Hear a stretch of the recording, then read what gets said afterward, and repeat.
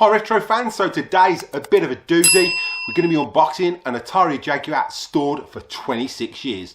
So what we'll do is dive straight into it.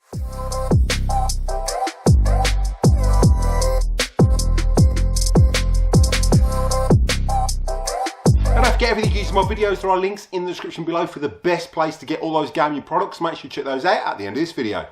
Right, so today's video we're going to be unboxing an Atari Jaguar stored for 26 years. Now there is a bit of a backstory to this and I'll tell you exactly what it is. Now these were released in November 1993 in North America and they didn't come to Europe until around 94. Now the Atari Jaguar was competing with the Sega Genesis, the Super NES and the 3DO. There's a lot of consoles on the market and this was Atari's last chance to grasp some of that revenue. Atari were competing with 16-bit systems and 32-bit systems. So according to their adverts, the Atari Jaguar was the first 64-bit system because it had two 32-bit chips. Now when this was released in the UK, it was around £200. They did bring out a CD unit attachment to that later. With the life cycle of the Atari Jaguar, there was around 50 titles that were released for it on cartridge, and there are a handful that were released on CD-ROM. So we'll jump in, see what I got, and I'll explain what happened when I picked it up and how come it was stored for 26 years. Right, so this has come 12,000 miles, and I got my brother to ship it out, and I'll explain why. This was used by me many moons ago, and it was stored for around 26 years in total. So we'll just take it out and then I'll explain what we've got in the box.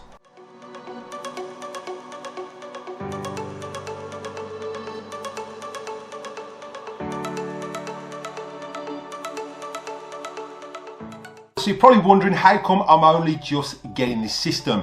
Now I bought this system back in 1996. Now when this was released in the UK, it was between £199 to £299 at the time, and the games were around £40 to £50 a shot. Now about 12 months after this was released, the PlayStation 1 came out and that was the thing that everybody wanted. Now the PlayStation 1 sold over 100 million units in a 10-year reign. This only sold 150,000 units in its 2-year reign. That's quite a difference and quite an impact compared to what the Sony PlayStation 1 was selling. Now, I'd always wanted an Atari Jaguar. I'd followed Atari from the late 70s, early 80s. I always wanted one of the video game systems and never got around to getting one. I did get an Atari 600 XL back in the early 80s and I actually loved it to bits and spent hours playing games, typing games in out of Page 6 magazine, and then eventually got a 130XE. My brother got the ST and then I bought the Atari Lynx. Now the Jaguar was the next big thing that everybody wanted, and it had some fantastic titles released on it that were just released to the Atari Jaguar. Now one of the best games to play on this was Alien vs Predator, and again you had Doom, and then they reckon Rayman was this was the best system to play Rayman on, which it was ported across to the PlayStation 1 as well, and it was a big seller on the PlayStation 1. Now what happened? Back in 1996, these were discounted and they were £50. Now, anyone from Birmingham will remember Virgin. I don't know if it's still there, the Virgin store, but there was a shop round the corner from the Virgin store on Corporation Street, and these were being sold for £50, and each game was £5 each. So I spent a total of £170, got 14 games, Atari Jaguar and Atari Jaguar CD. Now, bearing in mind, I got a PlayStation 1 at home. So I was jumping on the tail end of this, and what I saw of it was, first of all, I was amazed, especially with it being a 64-bit system, and it came with a CD unit as well at a minimum cost. Now these are $100, I think they're about £200 when they first came out. Atari discounted everything at the end of the day when they finally gave up on trying to push the Jaguar because they were fighting with Sony PlayStation and other consoles that were coming out. So what happened was I stored this away, moved to Australia in 2011, accidentally gave this to my brother in a box, and it was stored then until now. Now it's 2022, so this is 26 years old. How it's fared in the box, we'll have a look. The packaging, from what I can remember, wasn't that good in these. So we'll jump in, unbox this, see how it's fared, go through the games, and then we'll jump in, have a look at the CD drive, how that was boxed, what games came with it, and then we'll give it a run and see if she works. Right, so this is what it came in. This was the box. It did come with the packing. This wasn't the packing one. You would get Cybermorph with it. We'll just flip it over and have a look at the back. Obviously, the Atari Jaguar was pushed as a 64-bit system. Came with CD quality stereo sound, 3D graphics. They were pushing all the games that were coming out on there, and this looked like the system to have back in the early 90s. And you can see on the back here they were promoting the CD unit was coming out. Now this CD unit was due to come out after the launch of the Atari Jaguar, and there was meant to be quite a few titles coming on CD. In the end, there was only 13 titles that were finally released on CD. So we'll dive in now and see how terrible the packaging was in the Atari Jaguar and how it is stood up after 26 years in storage. Right, there would be a Jaguar sign on here and label there as well to seal it. Obviously I peeled this off back when I bought it. And you can see, well, it hasn't fared too well. It's still probably got some sellotape on there from when I first opened it. And now it is an egg box, so it's not the best. So we'll gently pull this out.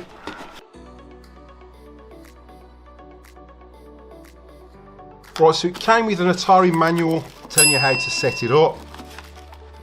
Now I have bought a SCART connection for this, purely because my brother couldn't find the aerial connection, and there's no chance of this probably working with an aerial connection now. So the box, as you can see, it's worse than what you have your eggs in. It's just deteriorated really bad. So you got your adapter, you've got one controller with it, obviously the instruction manual, and the box is, yeah. So it's still in the original bag. We'll just gently put that down. And here is the Jaguar system. At the time it looked really impressive. Loved the design. There's two versions of this. There's the NTSC version and the PAL version. This is the PAL version. So now you can tell on the back, the PAL version, it started with an M, and if it's the NTSC, I can't remember what the letter is, but it started with something else. Also, it had a different coloured light if it was the NTS version, but you can hack these and flip them so they will play at 50 Hertz on NTSC format, which opens and expands up so you can play some CDs that were regional coded just for NTSC on the CD unit. What Atari did with these, they had a lot of these made in white as well. They were never launched. They actually used all the white shells that were left over from these, and they were using dental surgeries. Now you can buy the white ones online. There's a lot of people that are selling them. So if you want to change the top of your Atari Jaguar, you can get a white top for it. I mean, these sell at the moment just for the system alone in Australia. It's $1,000. I've seen them for $1,000 just for the Atari Jaguar unit alone. Now that's quite surprising when these were being sold for $700 when they were new, and they go for $1,000 now in Australia, and it's just ridiculous. So I was quite lucky to pick this up for £50 back in the mid-90s. So we'll just go through some of the games. Right, so these are the games I was lucky to get at the time. Now this was the top selling game with the Atari Jaguar. It was the only available on the Atari Jaguar, and to me it was a fantastic 3D first person shooter. Next you had Doom, again third person shooter, really good game. Now there was no music in Doom compared to other consoles that it was released on. It's probably the best version of Doom to play, and obviously Alien vs Predator was the biggest seller. Now the next one to play on the Atari Jaguar, they reckon, was Rayman. Loved Rayman. I used to play it a lot on the PS1, and my favourite game of all, apart from Alien vs Predator and Doom, was Raiden. I thought Raiden was a fantastic port to the Jag, and it ran really well. Next we had Burnout, and then we had Dragon. Loved playing this game for hours on end. Dino Dudes was a great platform game. Flashback was a great platform game. Double Dragon was okay. Then we had Hover Strike, which was really good. Kasumi Ninja was really gory if you wanted it. There's plenty of blood flying around in there. There's some great one-liners in there as well. Fever Pitch was a brilliant football game to play as well. And probably the worst game to get, and I seen the demo of this in the shop in Virgin when I bought it. It looked fantastic, and then when I come to play it, this is the most unplayable game on the Atari Jaguar.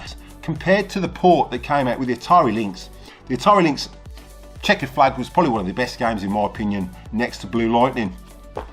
And then we had the packing which they started to give with the Jaguar, which was Cybermorph. There's a really annoying voice in this. Those of you who have played it will know what I mean, but she was really annoying every time you crashed.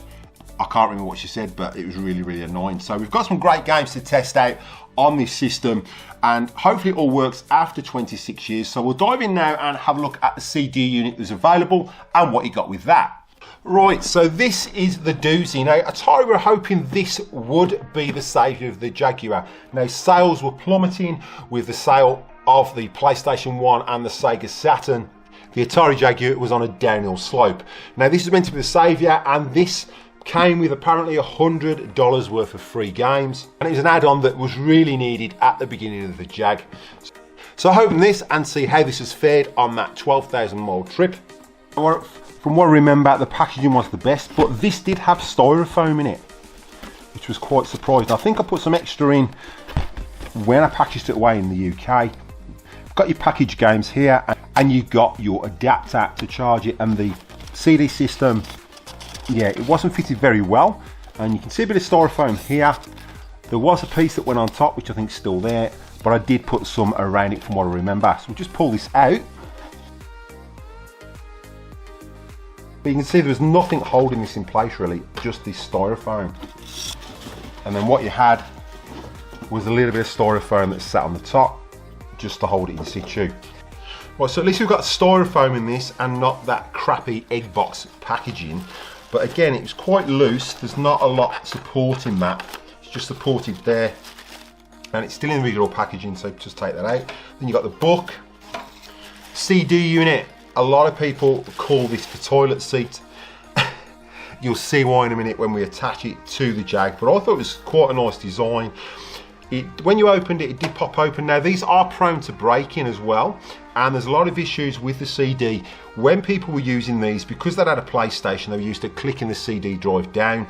So you press the CD down. In these you don't, you literally just place that CD on there.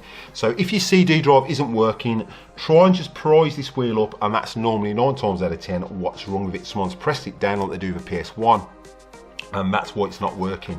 And just be careful with these, like I said, they do tend to break over time. Now, packed in with this was at $100 worth of games. So we got Blue Lightning. Now, Blue Lightning was a fantastic port, I thought. I thought it was as good as what was on the Atari Lynx. You had VidGrid, which was a video game. So you'd have like a puzzle where you could switch it around the video as it was playing. The idea was to switch the game. The idea was to get the picture made with all the pixels while the video was playing. And there were some quite decent tracks on there, some great artists. For me, that was a pretty good game. It was really impressive, and shame they only ever made a VidGrid 1, because I think they would have done quite well with this and the CD system, making a VidGrid 2 and a lot more interactive games like that. It came with the Miss demo as well, which you could play, still sealed, never played. And it came with the Tempest soundtrack. Now I did take this out and play it, because you could use this as a CD drive as well to listen to your CD music. Pretty good graphic effects would come up on the screen. Now you've got a book with it as well. So you've got the CD drive, and this is just how to set it up. Basically CD drive and plug socket. But I thought when it came out on its own, it was quite expensive for what it was, but for £50 as a knock-on to the Atari Jaguar, it was a really good addition. And there are some great people at Atari Age that have made use of this, and there's a lot of ports that they brought from the ST that you can play through your CD unit if you've got one. Now this is probably the prize of the lot, because only 20,000 units of these were made, and they are very rare. So if you've got one of these, you're one of the lucky ones. I was lucky to pick mine up when I did, and lucky to have it all these years later. So fingers crossed, this still spins up and works. And with your CD unit, it would just drop in like so. You just lock that in like your cartridge. And when you pop it now, it does look a little bit like a toilet seat. But I think it was a really good design at the time. Now don't forget, everything using my videos, there are links in the description below for the best place to get all those gaming products. Make sure you check those out at the end of this video. Right, so I hope you enjoyed that unboxing and that brief pickup and bit of history from 26 years ago, and that Atari Jaguar and CD drive after a 12,000 mile trip to Australia. So I want to give a big shout out to my brother and thank him for shipping this. It was really appreciated. So if you like your retro stuff, we've got some great content coming up. Let me know if there's any games you'd like me to show up on the Atari Jaguar. I have got some on order, and I have got a few that are ordered while I was waiting for this to ship out. Right, so I'll put an iCard above, linking to the next video when I test this Atari Jaguar out and check whether that CD drive and the Jaguar actually work. Also, we've got some more PS5 stuff coming up, so doing the latest consoles as well. So there's plenty of retro and plenty of new console stuff coming up, and plenty of new PlayStation leaks coming up for those who've got the PS5. Again, those new to the channel, if you find you're getting value out of this content, then contemplate showing support by slapping that subscribe button. It's absolutely free. Ding that bell for notifications so you don't miss any upcoming episodes. Give us a big thumbs up and comment down below. I will reply to the comment. If you like what you comment, I'll pin it to the video. Have a good weekend gaming, and I'll catch you in the next one.